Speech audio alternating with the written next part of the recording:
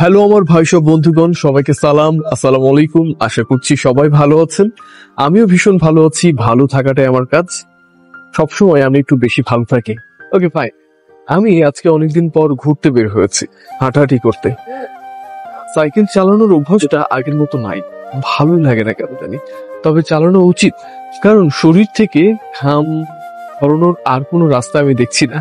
আগের মতো এক্সারসাইজ করা হয় না, আগের মতো ডান্স প্র্যাকটিস করা হয় না। সবকিছু মিলিয়ে আমি কেন জানি মনে হচ্ছে একটু বিরতির মধ্যে চলে গেছে।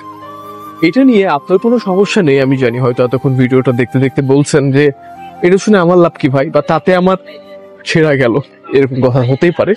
আমি একটা সুন্দর মজার স্টোরি শেয়ার করছি, ঠিক আছে? তার আগে দেখাতে চাই, অলরেডি দেখতে পাচ্ছেন আমি খুব সুন্দর একটা জায়গায় হাঁটাহাঁটি করছি। আমাদের রাজশাহী শহরটা রাতের যে একটা সুন্দর দৃশ্য বা রাতের যে একটা সুন্দর নাইট ভিউ, এটা ভীষণ ভালো লাগে। সত্যি আমার কাছে ভালো লাগে, সবার কাছেও ভালো লাগে। আগে যখন সাইকেল নিয়ে এইভাবে ঘুরতে ঘুরতে ভিডিওটা করতাম, তখন আরেকটু বেশি ভালো হতো। অল্প সময়ে আমি অনেক দূর দূর যেতে পারতাম। ওইটা আমার জন্য ভীষণ মজার ছিল। এখন যে গল্পটা শেয়ার করব, কয়েকদিন আগে আমি একটা ভিডিও আপলোড করেছিলাম। ভিডিওটাতে এরকম ছিল যে ধরেন আপনি কাউকে অনেক বেশি ভালোবাসেন, তাকে আপনি আপনার কাছে রাখার চেষ্টা করছেন, সে যেন আপনাকে ভুলে না যায়, সে আপনাকে যেন ছেড়ে চলে না যায়, সেটা আপনি তাকে রাখার চেষ্টা করছেন। এই তো জোর করে অনেক রিকোয়েস্ট করছেন। ওইটা নিয়ে আমাকে একজন একটা সুন্দর লেখা পাঠিয়েছে। ওইটার স্ক্রিনশটটা আমি দিয়ে দিব, হয়তো বা ভিডিওতে দিব, অথবা আমি কমেন্ট বক্সে দিয়ে দিব, সমস্যা নেই।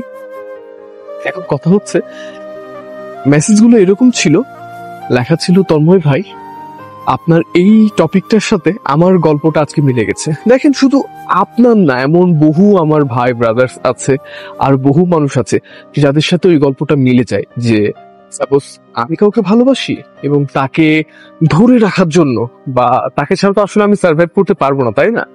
ওই মানুষটা যেন আমাকে ছেড়ে চলে না যায়, বা বলা যেতে পারে ওই মানুষটা যেন আমার সঙ্গে থাকে, এই জন্য তাকে আমি হাত পা ধরে রিকোয়েস্ট করছি, ভাই আমার থেকে যা আমার সাথে, এমন কিছু। তো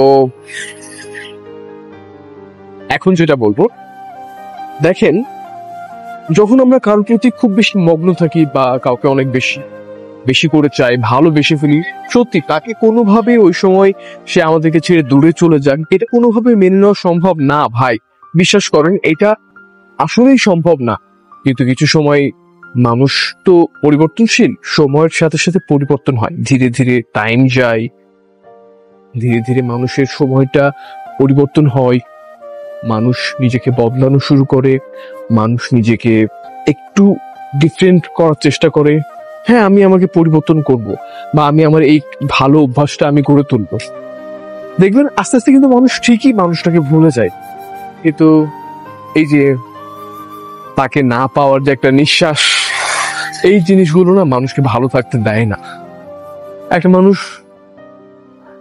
জীবনের সবকিছু, সবটুকুটা দিয়ে একটা মানুষকে ভালোবাসছে, আর সেই মানুষ তাকে ছেড়ে চলে যাচ্ছে। এটার পরিণতি কি খুব একটা ভালো দাঁড়ায়? ভালো দাঁড়ায় না।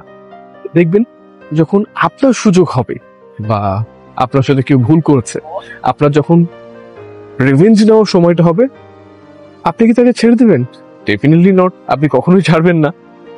ঠিক সামনের মানুষটাও কখনো আপনাকে ছাড়বে না। তার যখন আপনাকে পাল্টা জবাব দেওয়ার সুযোগ পাবে, সে অবশ্যই দিয়ে ফেলবে। তার মেসেজটা সংক্ষিপ্ত বর্ণনা করতে গেলে তাকে জ্ঞান দেওয়ার মতো আমার ক্ষমতা নাই, তিনি অনেক বুঝে, বা এ সময় উনি তার জন্য একেবারে পাগল। উনি জাস্ট আমার কাছে জানতে চেয়েছে যে আমি এখন কি করব তন্ময় ভাই, আমি তো তাকে কোনোভাবেই ভুলে থাকতে পারছি না। দেখেন, যাকে আপনি ভালোবাসেন তাকে কি ভুলে থাকতে পারবেন? ভুলারই বা কি দরকার?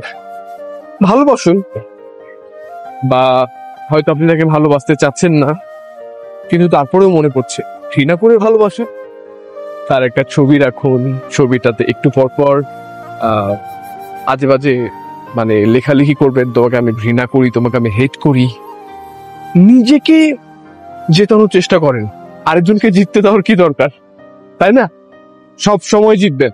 আর বিশেষ করে আমি মনে করি, আপনি যদি রাইটস থাকেন, আপনি সত্য যদি থাকে, আর আপনার যদি রাইটস থাকে, আপনার যদি অধিকার থাকে, বা হ্যাঁ আপনার এটা মানে এটা আপনার করা জায়েজ আছে, এরকম যদি মনে হয় অবশ্যই আপনি সেটা বাদ রাখবেন না।